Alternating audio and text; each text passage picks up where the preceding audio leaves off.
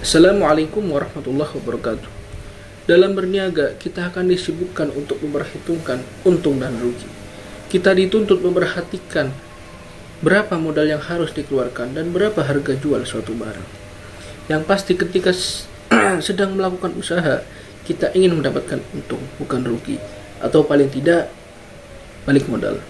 Misalnya, seorang pebisnis muda menghabiskan 1 juta rupiah untuk membeli bahan baku kayu yang untuk membuat kursi. Nah, kursi yang sudah jadi itu kemudian dijual dengan harga 2 juta. Nah, kemudian pada suatu hari datang 3 orang pembeli.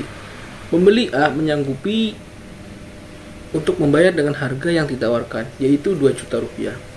Kemudian datang pembeli kedua, pembeli B, menawar harga sebesar 1 juta rupiah.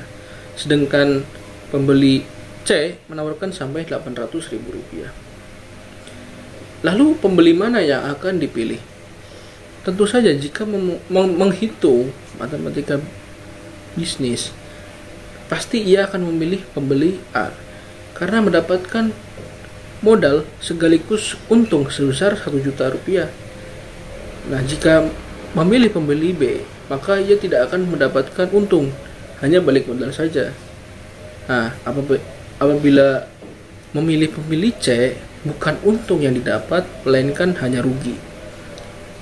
Nah, konsep untung rugi ini erat kaitannya dengan ibadah seorang muslim yang dijelaskan dalam kitab Bidayatul Hidayah karangan Hujjatul Islam Imam Al-Ghazali. Beliau berkata, "Ketahuilah bahwa perintah Allah SWT ada yang wajib dan ada yang sunnah. Yang wajib merupakan harta pokok. Dia adalah modal perdagangan yang dengannya kita bisa selamat. Sementara yang sunnah merupakan untung yang dengannya kita bisa meraih kemenangan dan derajat mulia." Nah, artinya ketika seseorang ingin membangun pondasi pahala sebagai bekal di akhirat, maka ibadah wajib menjadi kunci utama.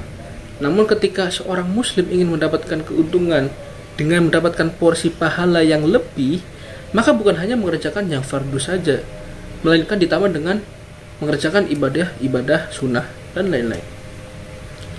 Nah, demi mewujudkan laba yang dihasilkan, Islam sudah memberikan lahan untuk mendapatkan kemenangan dan derajat mulia. Tak terbatas di waktu tertentu, melainkan dapat dilakukan dalam berbagai kegiatan dari pagi, siang, sore, dan sampai malam. Contohnya adalah adab ketika bangun tidur. Kita seorang muslim dianjurkan untuk bangun sebelum keluarnya fajar dan membaca zikir kepada Allah SWT. Dengan begini kita akan mendapat pahala sunnah. Begitupun ketika ingin memakai baju. Agar bernilai ibadah, kita niatkan untuk mengikuti perintah Allah, yaitu menutupi aurat dan menghindari diri dengan mempunyai niat memakai baju untuk pamer kepada orang lain. Nah, fungsi niat sendiri adalah membedakan pekerjaan agar bernilai ibadah atau tidak. Jika kita memakai baju tanpa diniatkan, maka hal itu tidak bernilai ibadah. Nah, lain halnya jika kita niatkan untuk ibadah, maka memakai pakaian akan menjadi pahala. Nah, jadi kesimpulannya, ibadah sunnah ketika mengiringi yang wajib akan memberikan dampak yang besar. Ibadah sunnah sebagai wasilah seorang muslim untuk mendapatkan keuntungan berupa pahala, kemenangan, dan derajat yang mulia. Kurang lebihnya mohon maaf. Wassalamualaikum warahmatullahi wabarakatuh.